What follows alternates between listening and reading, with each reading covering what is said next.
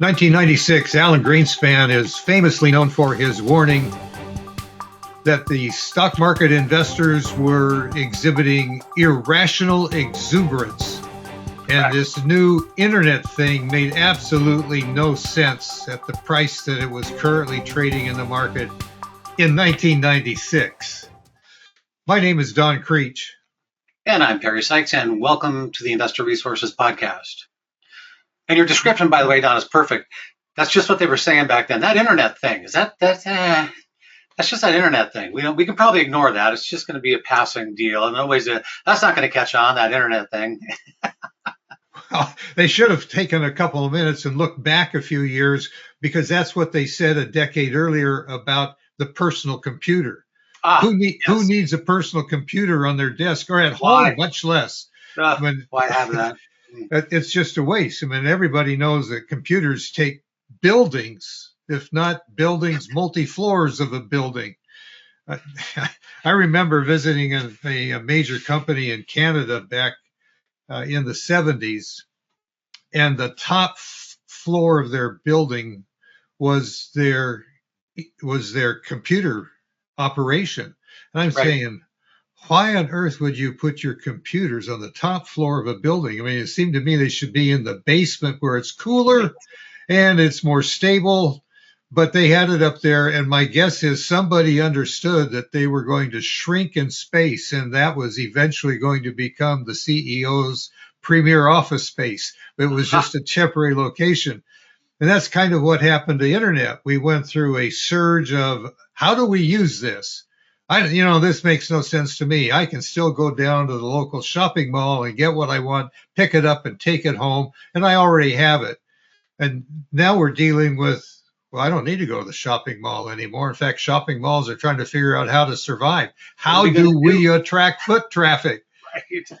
Because I can get on Amazon and have it delivered. I get a choice on a lot of stuff. Do you want it between 4 a.m. and 8 a.m.? Well, that saved me going to Tacoma to go to a mall to pick it up. I can do a lot of other stuff with my time than that. Yep, that's good. Works for me. So now we're faced with the issue of, is AI in a bubble?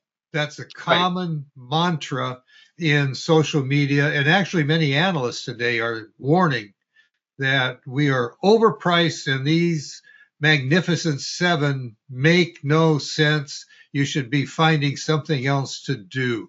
Or the other side of that coin, particularly on social media, is this market is too high. It has to collapse. You should be short the market, which is a good way to lose your assets. Right.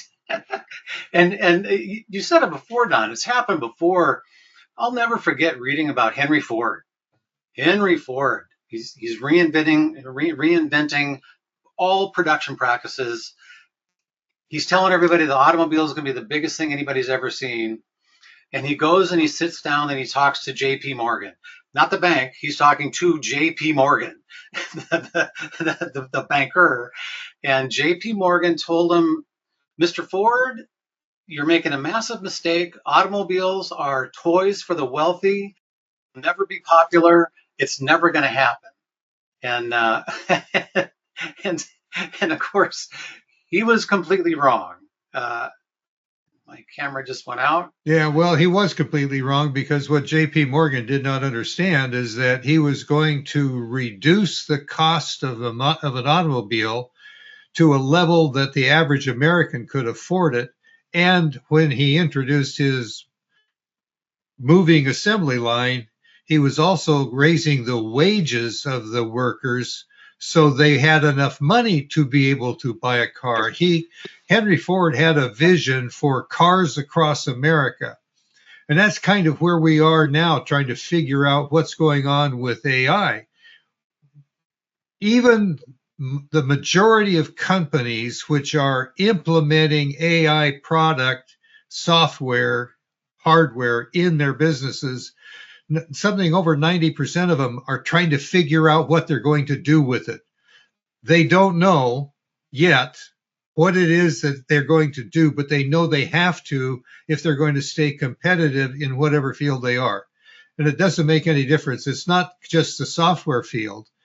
it's automobiles. We see that going on basically in the EV area. But automation and full self-driving vehicles are on their way. They're very popular in both China and in Europe. Tesla is making that a reality here in the United States. That's all artificial intelligence, and artificial intelligence is getting smarter and smarter. These large language models are being improved so that the error rate is continuing to fall. We were talking about this before we started recording, that in the office, employment is for many businesses still a necessary item in order to run your operation. But the issue is, do I need all these employees? Are you redundant?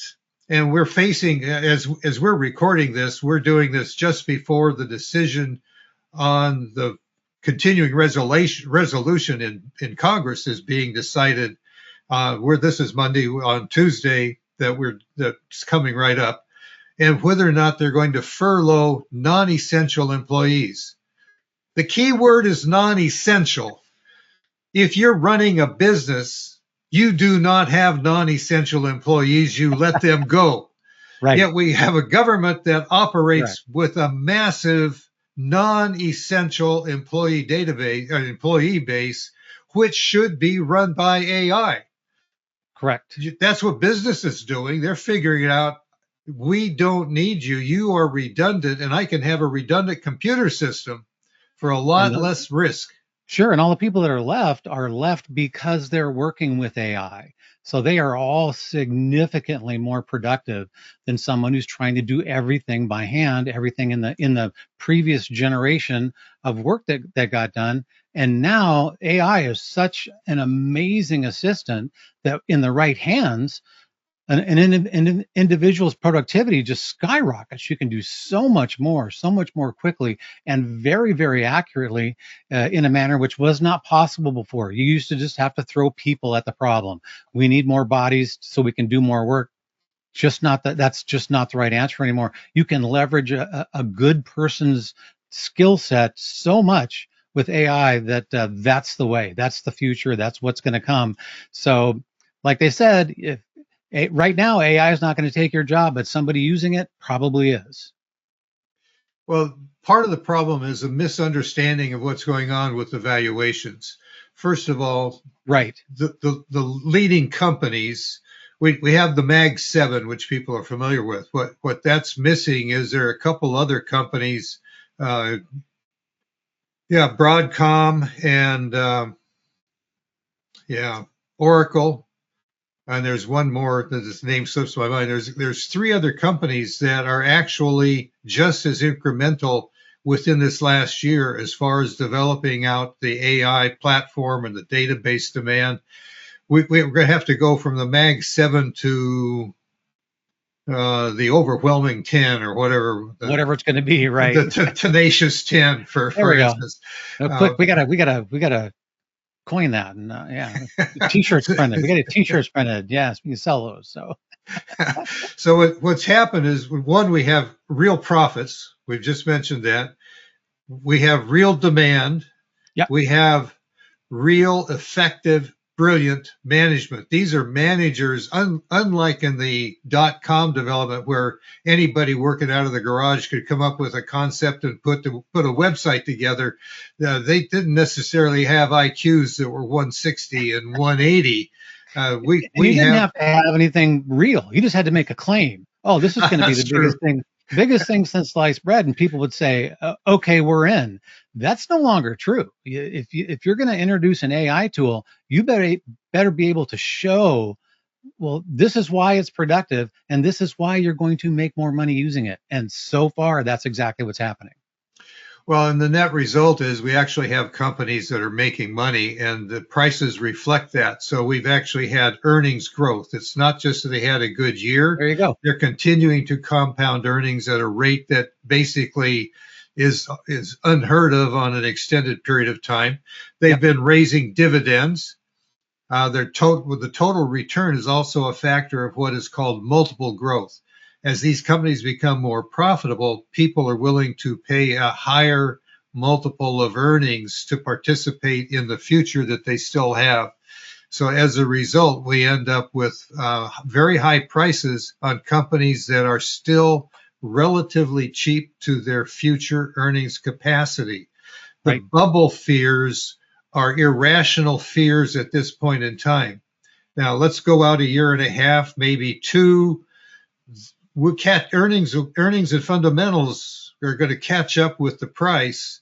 And at that point in time, we may find ourselves in a different scenario where we're saying, hey, it's time to take money off the table. Now, we happen to read a lot of charts, and there's something on a chart that is a rate of change. A slow, gradual rate of change is healthy, it's predictable, it feels comfortable, it's Correct. not typically one that has surprise. And all of a sudden, an earnings announcements come up, something like the announcement that Oracle was going to have money invested in it from competitors, NVIDIA investing in Oracle. Well, they want to share in future profits. They also want to share the future risk. So you develop these different data centers and projects. They don't all have everything hanging out on the line, unlike a biotech firm typically does. And Right. so you get an announcement like that, and you get a chart that goes parabolic. The price just accelerates like one of Elon Musk's rockets taking off. Indeed, and Uh, that's what, and you're exactly right, Don. That's what they're doing. They're sharing the risk of potentially overinvesting. You don't want to be completely invested in one direction in AI and then have it turn somewhere else, and now you're stuck, and now you're late. It takes a long time to catch up, so you have to hedge your bets. And they are moving ahead so quickly. They have found the only other people to do business with are the other people up here with us. And so NVIDIA is talking to Oracle, and NVIDIA is talking to ChatGPT, to OpenAI, and they're getting together to say, hey, you know what? We're going to be stronger together, and we can share some risk, and we can all be more resilient going forward if we're not making individual bets ourselves and saying, well, if we're right, we're done. We're absolutely going to kill the industry. And if we're wrong, we're going to be a headline saying, boy, did look at this. Here's a recipe for disaster. You don't want to be that. And they're so big and growing so fast, they can afford to say, well, yeah, let's work with them, who, instead of trying to wipe them out, it's like, no, we can all get better together.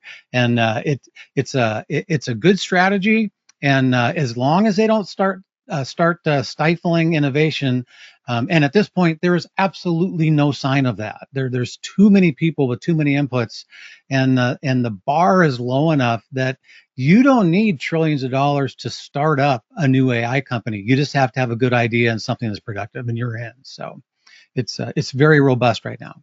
well, one of the other reasons I just thought of this that they can work together collaboratively is, as I had just mentioned, these are particularly bright individuals. True. They don't have to spend 3 weeks explaining the concept to somebody who has no clue what they're talking about. That's a good point. They can start right at the top level and say, but look at this. And that leads to this and that. And they follow the pattern. They can see the chart on the wall. It's Yep. kind of like if Einstein tried to explain relativity to you or me, we would say, oh, that's really nice. I trust you. Yeah. And now, yeah, where's the cliff notes on that? Because what I just heard, I'm not getting. And all, like you said, all those people in the group, they don't need the cliff notes. They're up to speed. Like you said, they know what's going on, and they can get together immediately and see the value in what it is they're all trying to do, and that really lets them move ahead more quickly, solidifies their themselves at the head of this, helps them all grow, and helps them not get wiped out as soon as we get our first hiccup, because that's coming. Well, and this also has massive implications for portfolio structure. Sure. If your portfolio isn't concentrated in these leaders, you are in a world of hurt over an extended period of time. It is absolutely essential that portfolios no longer have broad diversification if you're going to achieve your long-term financial goals. Broad diversification undermines the achievement of return. Broad diversification is a sales pitch from Wall Street. you need to understand that. If you don't, you need to spend some time looking into those discussions. We'll do another session on that. If you like what you heard today, share this link with your friends and compadres. Subscribe. If you aren't subscribing, there's a link right down here somewhere on the screen that says you can subscribe. That keeps you updated when we post another one of these podcasts. If you want to talk to us about your portfolio, one of the positions in your portfolio, whether you're worried about it being overextended and it's in the right sector. That's a big deal right now. Sure. Are you in the right sector? Do you have the right concentration in those in order to generate acceptable returns over time? Contact us. Contact's free, discussion's free. We'll go on from there. In the meantime, have a great day. Stay tuned with us and be sure to subscribe and share the link with your friends.